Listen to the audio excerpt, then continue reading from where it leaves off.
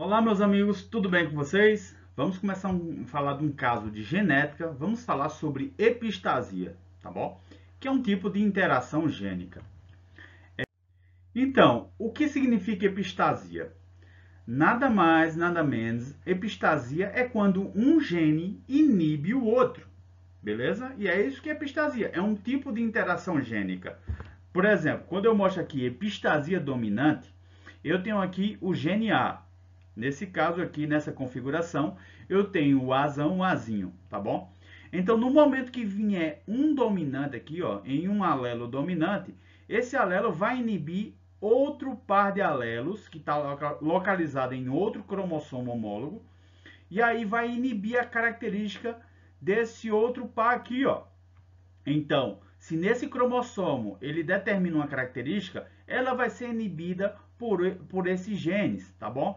É dominante porque eu só preciso de um alelo dominante para poder inibir esse conjunto aqui de alelos.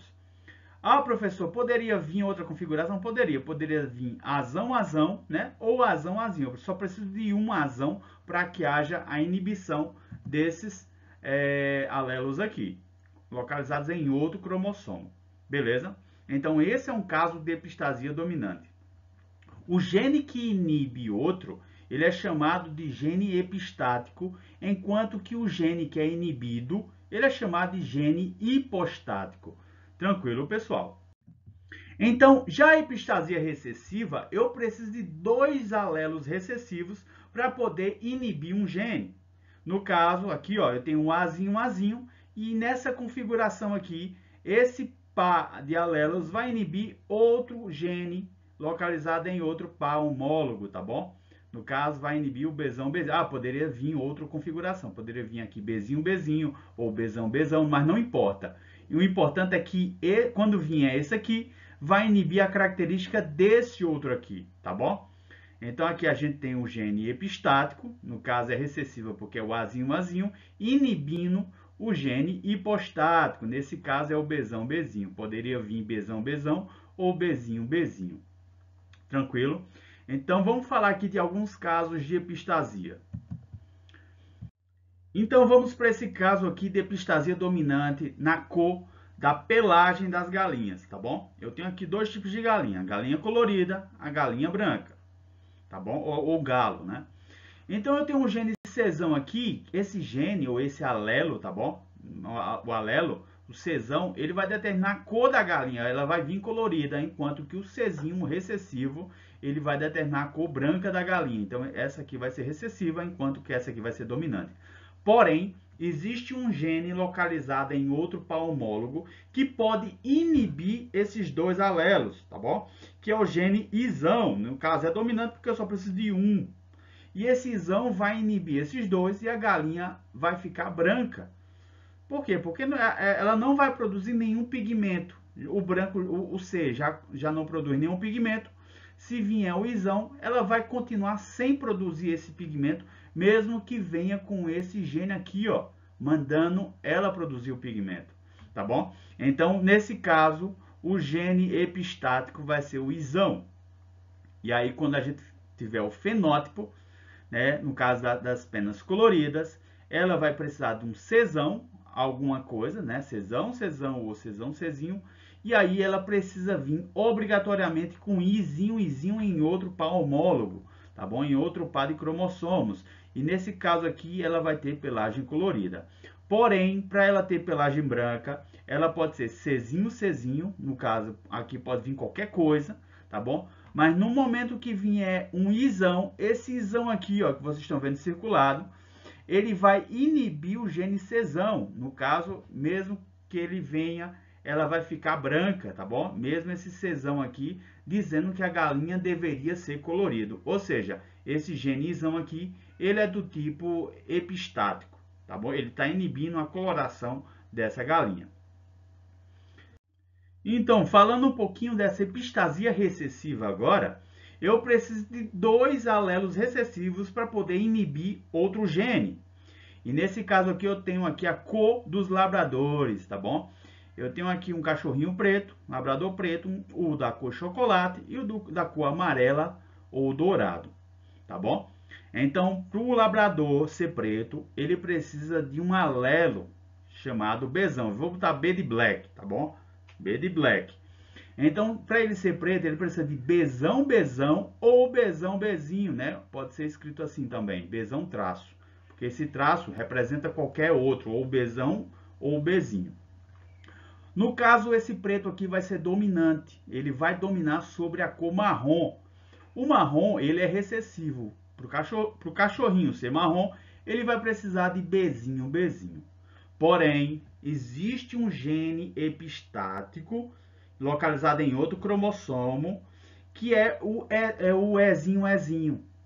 Nesse caso, se vier um Ezinho, Ezinho em outro par homólogo, ele vai inibir essas duas cores aqui, ó. Não importa se vier preto ou se vier marrom, ele vai inibir e o cachorro vai nascer amarelo ou dourado, tá bom? Então pode vir aqui qualquer configuração, Bzão, Bzão, Bzão, Bzinho ou Bzinho, Bzinho, tá bom? Não importa. Se vier esse Ezinho, Ezinho, Ezinho, o cachorro vai ser amarelo. Por quê? Porque é um gene epistático. E é nesse caso eu digo que é recessivo, porque eu preciso de dois para poder inibir as duas cores. Tá ok, pessoal? Então, olhando para essa epistasia recessiva, ainda na cor dos labradores, eu tenho aqui o fenótipo, né? A cor preta, chocolate e amarela, ou dourada.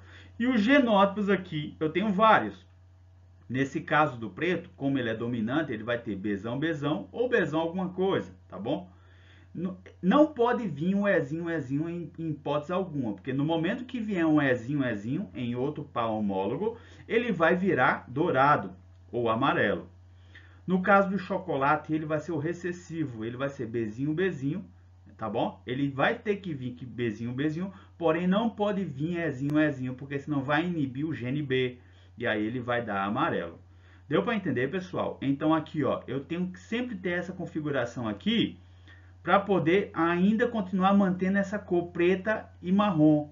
No momento que eu tiver o Ezinho, o cachorro obrigatoriamente já vai ser amarelo ou dourado. Não importa qual vai ser os genes seguidos. Por quê? Porque ele vai inibir os genes que tiverem ao seu lado.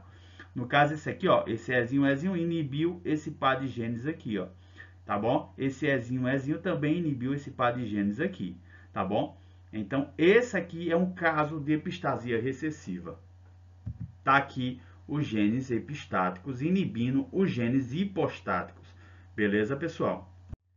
Então, fazendo esse cruzamento entre um duplo heterozigótico, né, desses cachorrinhos aqui, eu vou ter que fazer aqui, ver a proporção fenotípica desses cachorros. Mas, professor, a cor do cachorro não era B e o E, não era o gene E e o B?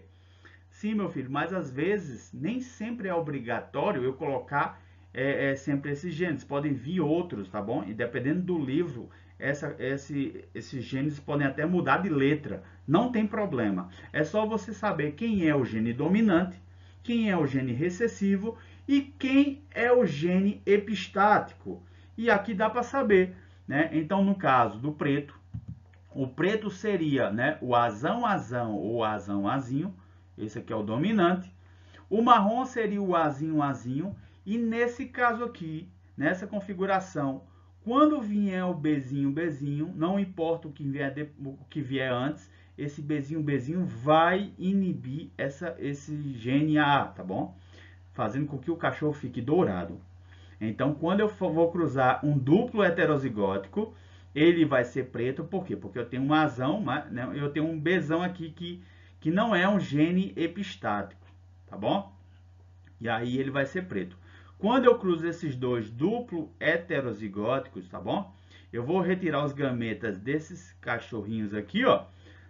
Vou colocar azão, Bzão, azão, Bzinho, azinho, Bzão e azinho, Bzinho. Sempre um gene de uma letra, um gene de outra letra, tá bom? E esses aqui vão ser os gametas desses cachorrinhos aqui. No momento que eu cruzar, né, o macho com a fêmea, tá bom? Eu vou ter esse cruzamento aqui, tendo 16 cachorrinhos aqui. Quando eu for fazer a contagem, a proporção fenotípica, no momento que aparecer Bzinho, Bzinho, obrigatoriamente o cachorro já vai ser dourado ou amarelo, tá bom? Então só basta ter esse Bzinho a Bzinho que o bichinho já vai ficar amarelo. Já nesses outros, não importa, não vindo Bzinho, aí eu vou olhar quem é o dominante, quem é o recessivo. No caso, no momento que vier Azão, vai ser preto. No momento que vier Azinho, vai ser marrom, tá bom? Então tá aqui. A proporção fenotípica desses cachorrinhos vai ser preto, né? Se eu contar 1, 2, 3, 4, 5, 6, 7, 8, 9 pretos, tá bom? 1, 2, 3, no caso 3 marrons e 1, 2, 3, 4 dourados. Então nesse caso vai ser uma proporção de 9 para 3 para 4. Beleza, pessoal? Então a gente finaliza a aula por aqui. Valeu, até a próxima.